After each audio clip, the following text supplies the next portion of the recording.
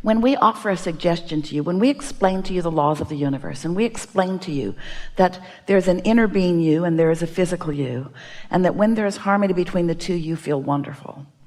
And when we explain to you that you are a vibrational being, and that when you have resistance because of what you're thinking about, your vibration is more sluggish because you've introduced resistance to it. And a sluggish vibration does not allow you full alignment with who you really are.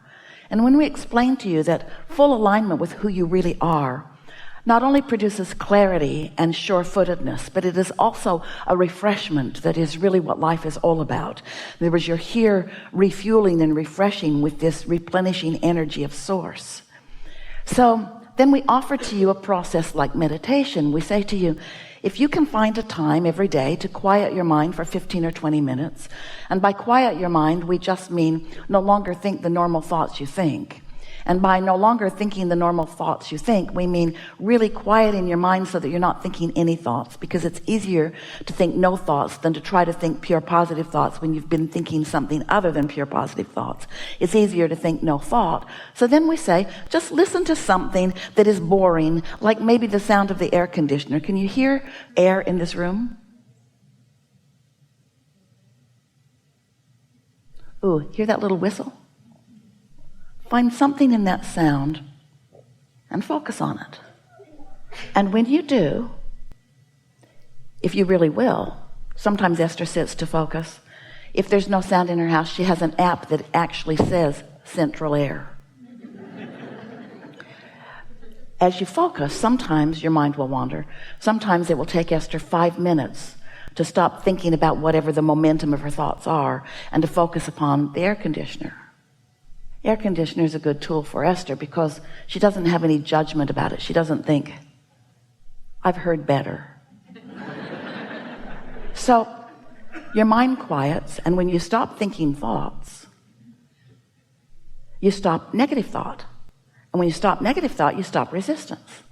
And when there's no resistance in this moment of your being and you are awake, your vibration rises. And when your vibration rises, you calibrate. You allow the natural calibration. You allow yourself to be a cooperative component to the frequency of your source, who, as it is gathering cooperative components, gathers you because you are non-resistant. You see, the law of attraction cannot ever gather a non-cooperative component. Law of attraction doesn't allow that. That's why we say cooperative components are being gathered. When you are meditating and your mind is quiet, you become a cooperative component to your own high frequency. You see how it works? So you allow yourself that rising of vibration. And as you do that, after a day or 2 or 3 or 4 or 5 or 10 or 20, 15 minutes, 20 minutes a day, what happens is you'll reach this state of non-resistant, where now the thoughts that your inner being is thinking about the important things in your life can be received by you. You'll find yourself actually thinking the thoughts that your inner being is thinking about the things that matter to you. Sometimes you'll have an epiphany. Sometimes it's just a thought of something that feels fun to do. Esther will have a thought like, I think I'll move the furniture around again. And it sounds silly, but it's a thought that feels good to her. And we have a few stories, we won't tell all of them to you here today, where that thought led to something, led to something, led to something, led to something. And after the fact, Esther understood how she was receiving from her inner being thoughts that were the path of least resistance. In other words, your inner being knows where you are in relationship to everything you want. And so as you find this new non-resistant place or state of being, your inner being will actually think a thought that will be easier for you to think. Easy for you to think. And as you think that thought, it will lead to that thought, will lead to that thought, which will lead to that thought, which will lead to that thought. And before you know it, you're witnessing thoughts turning to things in your experience. So the point that we were making with all of that is, so now it's not just like someone who seems pretty sure about what she's talking about standing on the stage. Now you have first-hand experience where you've quieted your mind, you've achieved vibrational connection or calibration with your own inner being, you have felt the impulse about something, you've followed through with it, and now you understand how it all works. It's not just a theory that someone has, it's something that you have experienced and practiced, and once you've experienced it with one thing, you can do it with all things. We so much want you to understand that life has caused you to ask for so many things that you have enough in your vibrational reality to keep you living happily ever after for 20 or 30 lifetimes. And that when you reach this place of letting your resistance dissipate and letting your calibration or alignment to who you really are be a more dominant part of your experience, those who are watching you will begin noticing more of the things that they've heard you talking about that you desire flowing into your experience.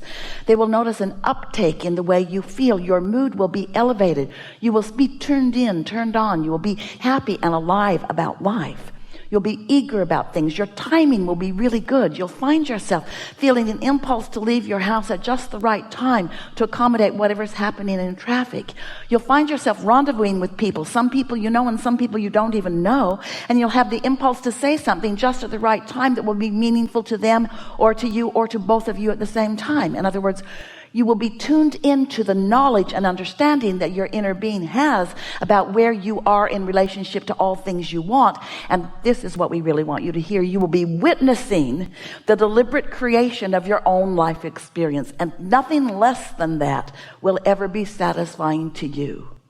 You didn't come into these bodies to live somebody else's idea of who you should be. You are a creator, and you are the creator of your own reality. And you've come with others to bounce off one another, but to come to your own conclusions of what you want. And it is our powerful desire that you begin the living happily ever after right here, right now. Deprivation will never take you to anything that you want. There is no virtue in sacrifice. There is no virtue in putting yourself in a position of awkward behavior. You are powerful creators.